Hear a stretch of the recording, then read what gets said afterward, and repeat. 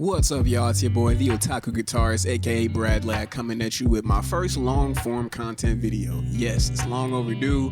I finally got to around 100 subs on YouTube, so I'm gonna get into a topic I feel like is highly discussed, but not exactly in a format like this. And I want to put my 2 cents in. And that topic is gonna be the top 5 anime studios of the 2020s. So far, we're sitting at about almost the middle of the decade, 2024.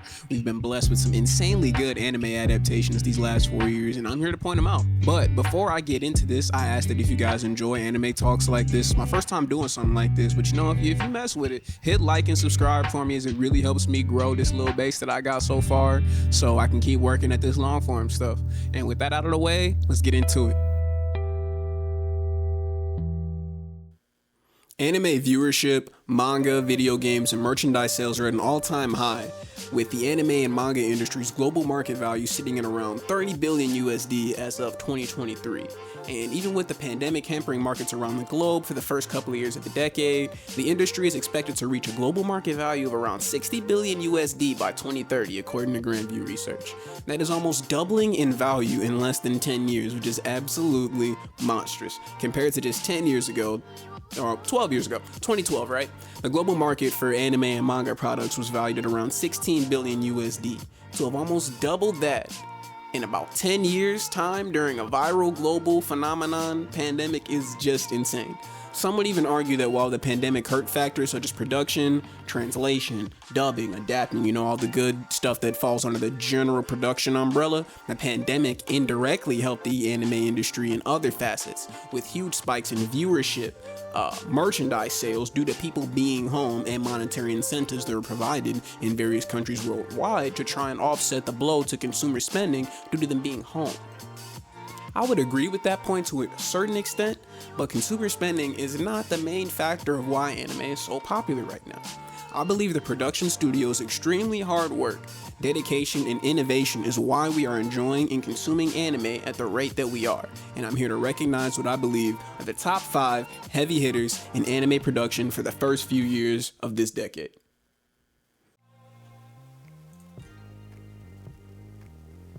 So what do you mean by top 5, Brad? What's the criteria for these studios to be top 5, all right? Firstly, I think of acclaim. Acclaim means to publicly praise, usually positive. Us viewers know the studio is doing well, and we speak well of them. That's what I mean by acclaim. Then we have popularity, not hype. Hype does not necessarily mean popular. By popular, I mean the studio is highly and positively reviewed, their work garners lots of viewers week in and week out, and their work is often on the front page of the anime genre for streaming services, or the front page of Crunchyroll, HiDive, Funimation, and anime-specific service. The popularity and quality of the manga matter as well, as the momentum usually carries into the anime adaptation, so the choice of what they pick up to anime matters as well. Then there's also the quality of the anime itself. Does the anime look good? Does it look like there was actually serious effort put into it? Does it translate well from the manga in terms of paneling to animation? Is the dubbing for each language still giving us an accurate telling? Those types of things really matter. Lastly is innovation. How does the studio set itself apart?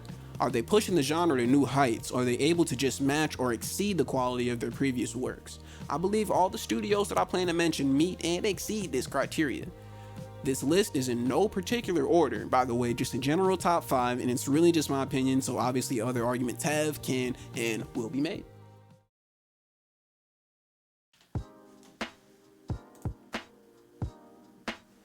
So the first studio that I'm going to be talking about here is probably the most obvious one, the studio that everyone is talking about, the one's putting out banger after banger after banger, and that is MAPPA. MAPPA Studios is on a lot of people's radar, and has been even more since they picked up the anime adaptation for Gege Akutami's critically acclaimed Jujutsu Kaisen. But they have been around for longer than JJK. They were founded in 2011 by Madhouse producer / co-founder Masao Maruyama, along with some former Madhouse employees. Some of MAPPA's previous notable works are Kids on the Slope from 2012, which was co-produced with Shinichiro Watanabe and Tezuka Productions, whom had hands in Cowboy Bebop and Samurai Champloo. 2013's Hajime no Ippo The Rising, which was co-produced with Madhouse. Yuri on Ice, Inuyashiki, Kakegurui, Banana Fish. They co-produced Dororo 2019 with Tezuka again. All amazing productions. But without a doubt, these next adaptations right here are MAPPA's heaviest hitters. I'm talking about picking up the final chapters of Attack on Titan Season 4 and Vinland Saga Season 2 from Wit Studio and turning them into what they are, all both amazing. I'm talking about Jujutsu Kaisen, debatably the hottest shonen anime on the planet right now. I'm talking Chainsaw Man, fan favorite of fall 2022. Hell's Paradise, the fan favorite of spring 2023. They got a little word going around for the last three. Let's call them the Dark Trio. I hear that being thrown around. I'm not really a huge fan of fan-given monikers at all. The big three is different because Shonen Jump themselves dubbed them that. But it totally makes sense with MAPPA's current style that they're going for that dark essence. I just named off a bunch of productions they worked on, and while yes, they're heavy hitters, let's think about why they are what they are and why we look forward to these new seasons coming from MAPPA. MAPPA started off as an offshoot from Madhouse, and Madhouse had one hell of a run in the late 2000s and 2010s. When I think MAPPA, I think starkly clear animation, blazingly accurate character expression, and the ability to accurately depict bleak worlds, these dark fantasies, enthralling us in the beauty of a grim world. I feel a lot of those characteristics and ideas MAPPA implements come from their insane and sometimes questionable work ethic and influence from their Madhouse roots. Madhouse helped put out productions like Ninja Scroll, still known as Grimacing and Bloody, Black Lagoon, Trigun, that's a personal favorite of mine, Death Note, that's in a lot of people's top 5, top 10, even Parasite. All of those shows were pretty good with beautifully animated, dark, realistic yet extraordinary worlds, much similar in aesthetic to what MAPPA is accomplishing. But MAPPA is doing more than accomplishing what Madhouse did. They're elevating. One contentious topic in the anime and manga community is the incorporation of CGI into anime productions. A majority of consumers are against it, and I personally have mixed feelings about it. I noticed that in some of MAPPA's newer productions, such as Dorohedoro and Attack on Titan Season 4 and the final chapters, right? They incorporate elements of CGI.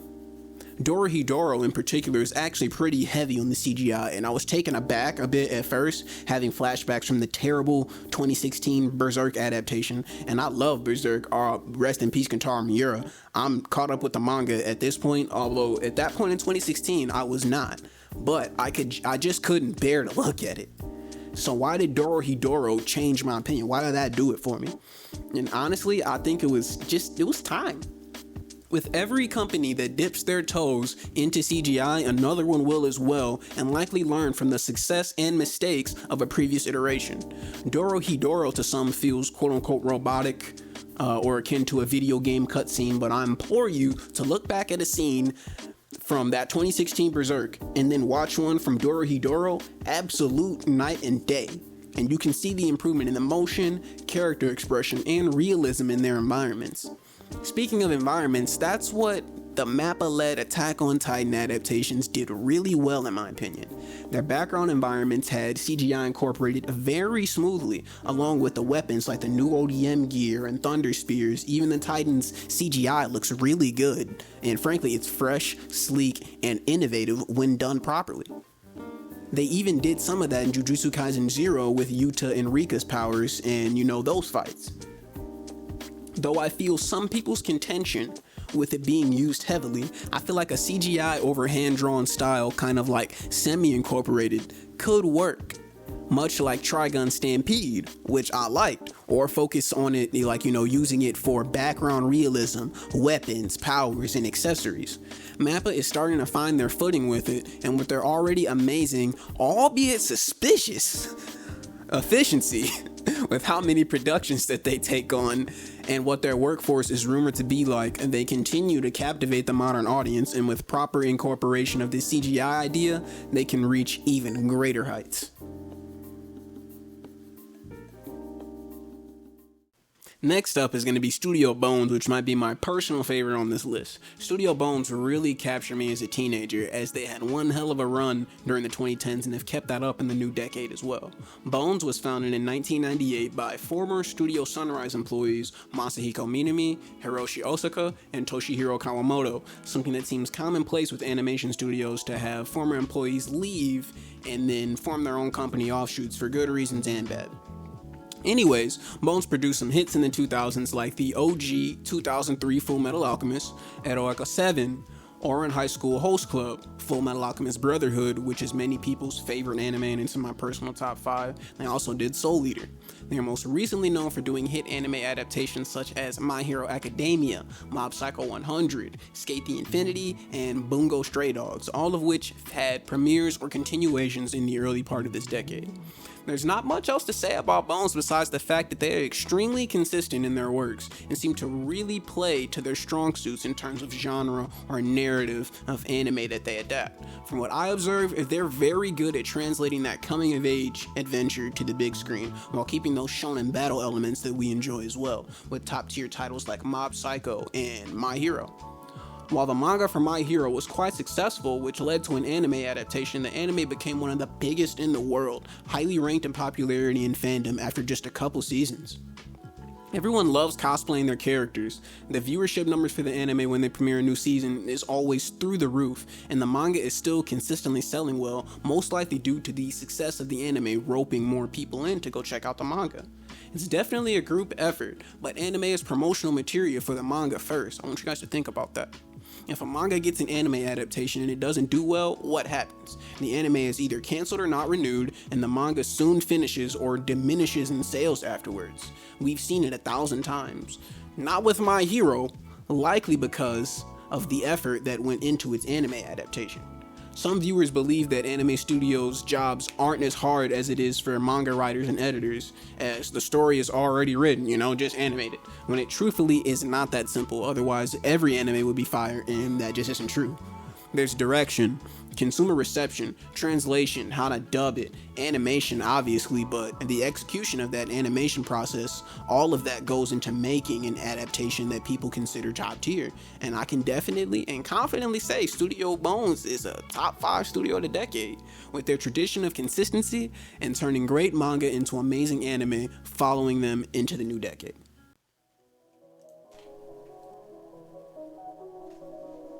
Moving on, we get to another heavy hitter of the 2020s, another studio that has a rich history of phenomenal adaptations, with 2 being in the big 3.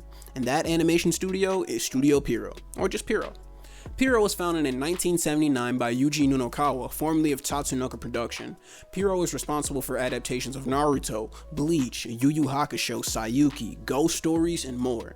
Those first 2, Naruto and Bleach, really pushed them forward in terms of growth after successes in shorter series of Yu Yu Hakusho and Sayuki. There was a lot to love about Naruto and Bleach. They're legendary anime that are still widely discussed to this day along with their continuations. There was a lot to learn from them as well, as even though sales and viewership are record-breakingly high for each of these shows, they suffer from long periods of filler, sometimes during very important canon events, something that viewers complain about to this day. Outside of periods of filler in those shows, though, came extremely iconic scenes and moments brought to life in animation. Rock Lee vs. Gaara is a fight just about everyone knows about, and we've got Ichigo versus Ulquiorra and so much more. My argument for Pierrot is their ability to set the standard of what an iconic scene in anime is, because they're historically great at doing that. Applying that to their works of this decade, you look at anime like Black Clover, Bleach, 1,000 Year Blood War, Akudama Drive was beautiful. The journey that Kingdom has been. Boruto has his moments, so I don't want to hear none of y'all talking about Boruto in the comments, because Boruto does have his moments. I know y'all done watched some fights from Boruto, don't sit here and lie. Again, I digress. Again, all of those shows either started or continued into the 2020s. So this is post what some would see as their peak. If there's one word I'd use for this studio, it's just straight up iconic. They're reaching new highs, continuing to set a high standard for anime adaptations.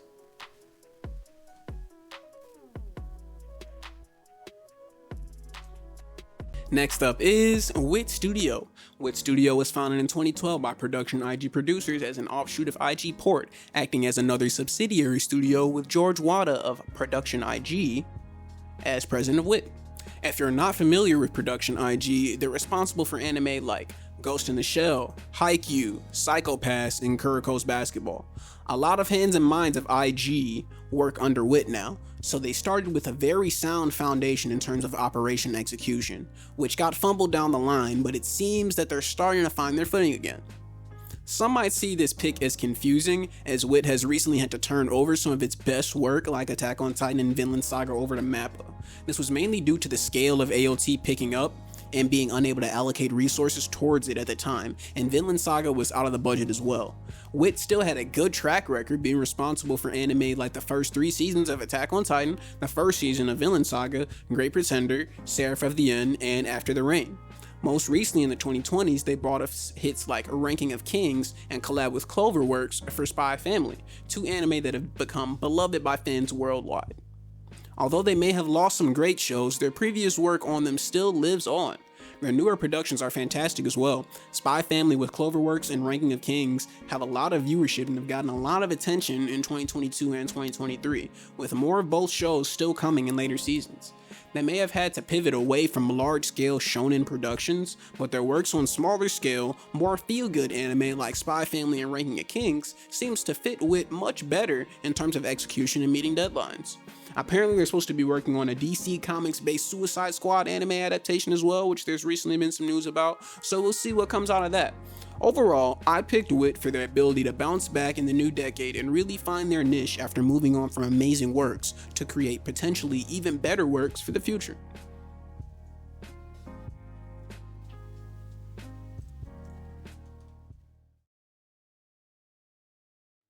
And last, but certainly not least, is the old unkillable giant, the one who has stood the test of time with high periods and lows and seemingly high again, the Jordan of the anime industry, and I would say that's Toei Animation.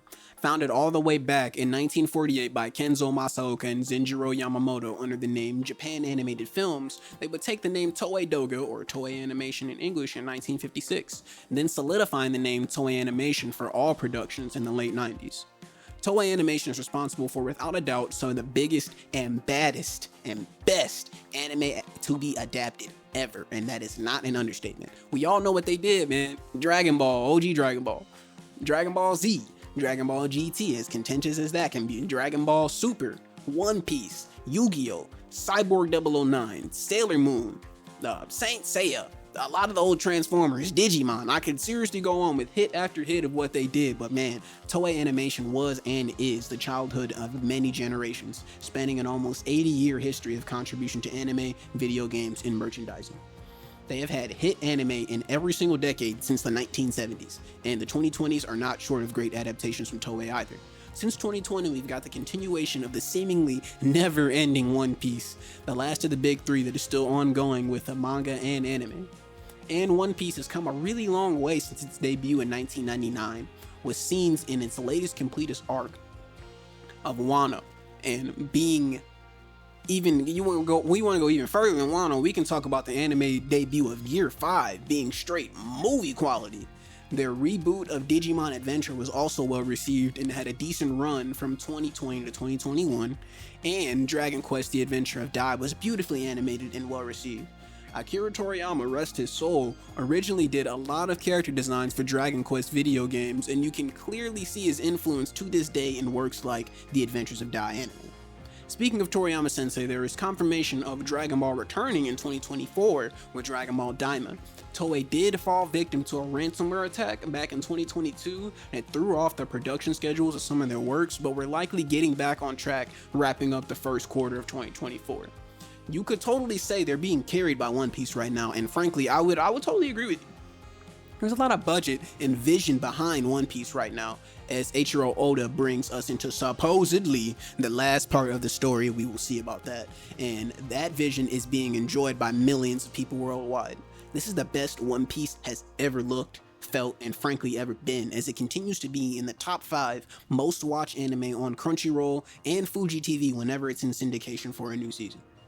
If Toei could feasibly do Dragon Ball and One Piece at once, I'm sure they would, but with production values going up and both shows needing a lot of resources, I think it's just fine that One Piece has been getting the focus in the recent years. Dragon Ball is unkillable, it's never really going away, and the hype will always be there. But it's time for One Piece to really push it even further going into its seemingly far but inevitable end. I've got Toei on this list due to their insane longevity, ability to produce hits in every single decade since their iteration of like putting out anime in the 1970s, and overall ability to captivate audiences spanning generations worldwide. So yeah, those are the top 5 anime studios that I believe we've got so far for the 2020s. We got Mappa, Bones, Pyro, Wit, and Toei.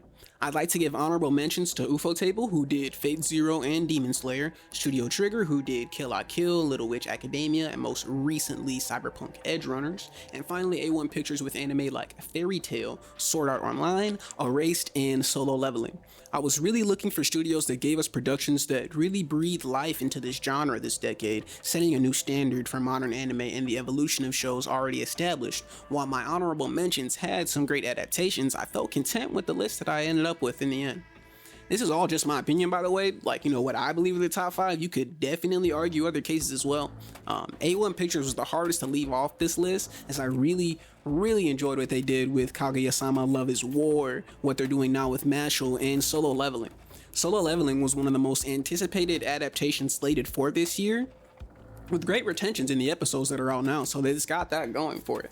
Another reason why I kind of left the judging of Solo Leveling out of here is because it's first season. Like, we have other anime like My Hero Academia, One Piece, and whatnot that while they are still continuing, Solo Leveling, this is Solo Leveling's debut. It's his first season, so we gotta really see what A1 Pictures is what they're gonna do with that. I know I talked a bit about what some other anime studios have lined up, but they had already put out bangers for the decade. Like I said, A1 has had some great production since 2020, but not at the same level as the others, in my opinion. I believe that their best is yet to come in this middle to latter part of the decade. So yeah, that's it, y'all. That's the list. Let me know what are your favorite anime that have come out in the recent years. Let me know your favorite studios. Shit, let me know why I'm wrong and why I'm not qualified and why I'm uneducated to be talking about anime and should never pick up a mic ever again and talk about anime. Whatever. I just want to hear it all in the comments. Thanks for watching. If you like anime talks like this, hit that like, hit that subscribe, and I will be seeing y'all on the next one. It's your boy Otaku Guitarist. We out here.